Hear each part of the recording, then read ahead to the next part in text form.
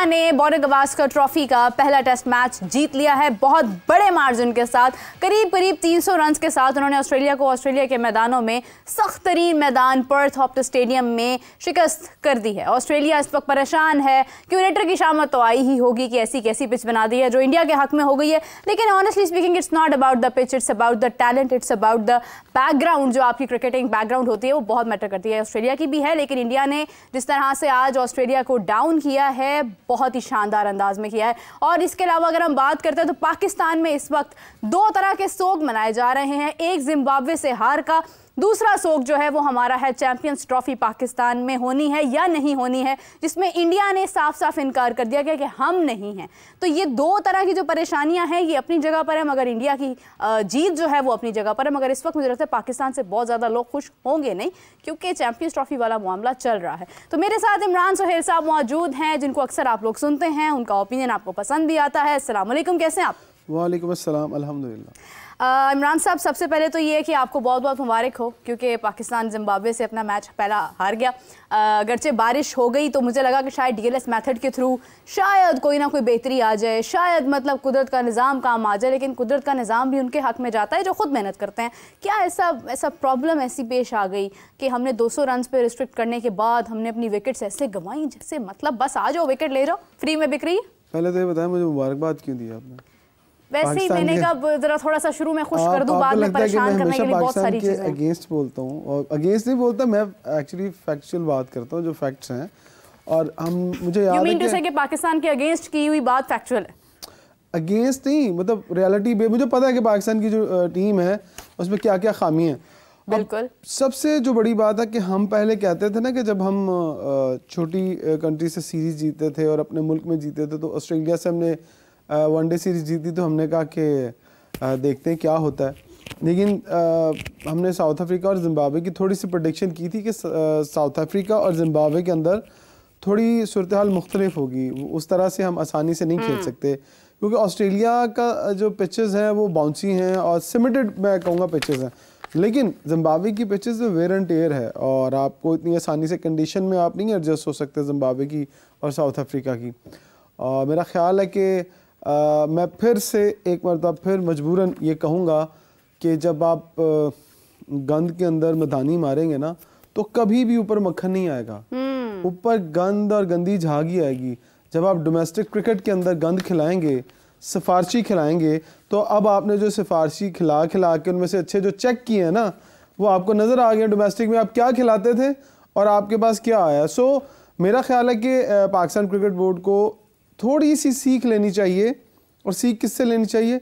Indian domestic structure से, कि Indian का डोमेस्टिक स्ट्रक्चर कैसा है। आपने ऑस्ट्रेलिया के अगेंस्ट देखा, जो उनके यंगस्टर्स हैं वो सेंचुरियां मार रहे हैं और हमारे जो यंगस्टर हैं वो खचे मार रहे हैं। तो खचों में और सेंचुरी में बहुत फर्क है। देखें, जायसवाल की आप इनिंग देख लें उठा के, कोई आपको ऐसा शॉट नहीं दिखाई देगा जो मास्टर क्लास शॉट नहीं होगा, और against the top bowling Australian side के खिलाफ। फिर अगर आप देखें पाकिस्तान की टीम को, दुनिया की वो टीम मेरे जो चैंपियंस ट्रॉफी में नहीं खेल रही, जो चैंपियंस ट्रॉफी में नहीं है, टॉप 10 में उनका शुमार नहीं होता है, वो आप उनसे मैच कैसे हारे हैं कि आपने पहले 127 पे उनके 27 आउट कर लिए जो स्कोर चल रहा था, उसके बाद आपने करवा लिया उनसे 207। अब 207 आपने 6 उनसे 5 करवाया, 6 का टारगेट था। अब फिर आप किस तरह ख़ज़ां के पत्तों की तरह झड़ना शुरू हो गए। वाकई महसूस हुआ कि सर्दियां आ गई हैं। वो इस तरह कि आपने अक्सर देखा कि सर्दियों में पत्ते बहुत जल्दी झड़ते हैं, सुंगड़ रहे होंगे ना, हमारे प्लेयरों को भी ठंड बहुत लगती है, तो लगता है कि उनकी परफॉर्मेंस भी उसी तरह से है जिस तरह से ख़ज़ां के पत्ते जो है वो झड़ रहे होते हैं। मेरा ख्याल है कि बहुत कुछ सोचना पड़ेगा डोमेस्टिक क्रिकेट चलाने वालों को, डोमेस्टिक क्रिकेट देखने वालों को, कि अगर आपने पाकिस्तान की टीम को ऊपर लेकर आना है, आपको पैसा नहीं, आपको टैलेंट ऊपर लेकर आना है। जितना मर्जी पैसा खर्चें, गली से आप जितने मर्जी प्लेयर उठा लें, जो प्लेयर डिजर्व नहीं करते उनके उठा के उनकी आप जितनी मर्जी डॉक्यूमेंट्रीज बना दें, छोटी छोटी वीडियोस बना के, रील्स बना के आप सोशल मीडिया पे डाल रहे हैं। पीसीबी का पेज भरा हुआ है छोटी छोटी डॉक्यूमेंट्रीज से। क्या डॉक्यूमेंट्रीज से प्लेयर बनते हैं? क्या इस तरह की मोटिवेशन से प्लेयर बनते हैं? मैं समझता हूँ प्लेयर बनते हैं आपको अपना सिस्टम अच्छा करके बनाना होता है। मेरा नहीं ख्याल कि आप अपना डोमेस्टिक सेक्टर ठीक करेंगे और आपके लोग आते जाएंगे, शक्लें दिखाते जाएंगे, नए आते जाएंगे, शक्लें दिखाते जाएंगे, लेकिन आपका सिस्टम ठीक नहीं होगा। देखिए इमरान, हम लोग बात करते हैं तब्दीली की कि हमें अपनी टीम के अंदर चेंजिंग करनी है, हमें सर्जरी करनी है, हमें नए प्लेयर्स को शामिल करना है, हमें एक नया पूल तैयार करना है। कोई बड़ी बात नहीं है। देखिए मैं ऑनेस्टली स्पीकिंग पाकिस्तान के मुतालिक मैंने पहले ही कहा कि हमारी टीम इस वक्त ऐसी है कि हम अनप्रडिक्टेबल हैं और हम लोग डेफिनेटली सामने वाली टीम के मुताबिक खेलते हैं। हम उससे कभी भी अपना हम मेयार ही खो देते हैं ना, बल्कि शायद उससे भी कम चले। उनके मुताबिक अगर हम खेलें ना तो हम जीत जाएं। हम अपने ही मुताबिक खेल रहे होते हैं। हमें पता है कि हम क्या हैं, बस हमें इतना पता है। हमें ये नहीं पता कि किसके साथ खेलने जा रहे हैं, कहाँ खेलने जा रहे हैं और कैसे खेलने जा रहे हैं। बस आप इनकी आनिए जानिए देखें। ये एनसीए से निकलते हैं, वीडियो बन रही होती है। ये एयरपोर्ट पहुंचते हैं, वीडियो बन रही होती है। ये एयरपोर्ट से उतरते हैं, वीडियो बन रही होती है। सो ये अपना प्रोटोकॉल इंजॉय करते हैं। ये क्रिकेट को इंजॉय नहीं करते। मेरे जिस दिन इन्होंने क्रिकेट को इंजॉय करना शुरू कर दिया ना, तो पाकिस्तान की टीम वाकई हर किसी से जीतेगी।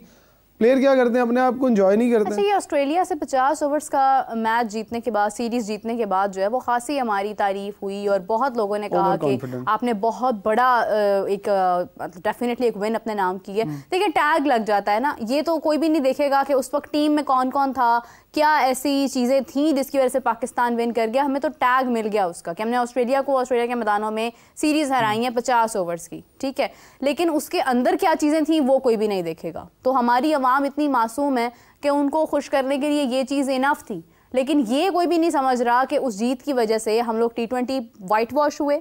हम लोग अभी जिम्बाब्वे से हमने इतनी विकेट्स गवा दी कि DLS मेथड भी उनके हक में चला गया और स्कोर भी कोई बहुत ज्यादा नहीं अगर था। आपका रन रेट अच्छा होता ना, अगर रन रेट अच्छा होता और आप आखिर में थोड़ा सा अच्छा खेलते, विकेट थ्रो नहीं करते, तो शायद DLS आपके हक में आ जाता। लेकिन आपने टेस्ट मैच से भी हल्की एवरेज से खेल रहे थे। मतलब आप अंदाजा लगाएं 2.86 की एवरेज से खेल रहे थे। आपका रिक्वायर्ड क्या थी, 4। आप 4 की एवरेज पे नहीं खेल रहे। तो जब आप फिर जब आपको DLS पे आना पड़ा तो आपको करंट रन रेट था 5.67 और आपका अपना रिक्वायर्ड रन रेट और आपका अपना 2.86 था। तो इतना बड़ा डिफरेंस होगा तो वो पागल ही होगा जो DLS पे फिर वो वाली बात के कोई दुआएं शुआएं भी नहीं यहाँ काम आने वाली थी, नहीं काम आती है। और ये मतलब बैटिंग क्यों नहीं हमारी टीम करती है पहले, क्यों कॉन्फिडेंस नहीं है कि हम इतना एक टारगेट सेट कर पाएंगे कि बाद में हम विकेट्स निकाल लेंगे। किस चीज़ पर कॉन्फिडेंस नहीं है हमें? देखें जो वो एडवांटेज उठाना चाहते थे, वो पिच के मॉइस्चर का एडवांटेज उठाना चाहते थे कि पिच का बिहेवियर देख लें, पिच कैसी है। लेकिन उस पिच का बिहेवियर देखने के चक्कर में, उसके मॉइस्चर के एडवांटेज के चक्कर में आप, मेरा ख्याल है, भूल गए कि आपने पिच ही नहीं रीड की। अब फिर वही वाली बात आ गई कि आपको समझ ही नहीं आई कि आप पिच किस तरह रीड करेंगे। आप अगर देखें अपने बैट्समैन को, सारे बैकफुट पर खेल रहे हैं, बैकफुट पर सारे आउट हुए हैं। रजा ने जो आउट किए हैं, आप यकीन करें, विलियमसन ने एक आउट किया बैकफुट पर, हमारा एक प्लेयर आउट हुआ। यकीन करें कोई बच्चा भी खेल रहा था वो फ्रंट फुट पर डिफेंसिव खेले पहले उसको आकर। आपको पता है आपकी 6 आउट हुए हैं, 5 आउट हुए हैं, तो आप फिर बैकफुट पर जाके बोल्ड हो रहे हैं। तो समझ में नहीं आता। आप, मेरा ख्याल है जो हमारे प्लेयर्स हैं उनके दिमाग में एक ही चीज़ डाली हुई है कि आपने अटैकिंग क्रिकेट खेलनी है, जो कि वनडे के अंदर आपको इनिंग डेवलप करनी पड़ती है। आपको 2, 4, 5 ओवर खेल के फिर आप, इस तरह नहीं है कि रिजवान साहब ने 20 ओवर खेल दिए और टीम नीचे लगवा के चले गए और नॉट आउट चले गए। उस नॉट आउट का क्या फायदा, अगर आप सामने वाले को ये नहीं समझा।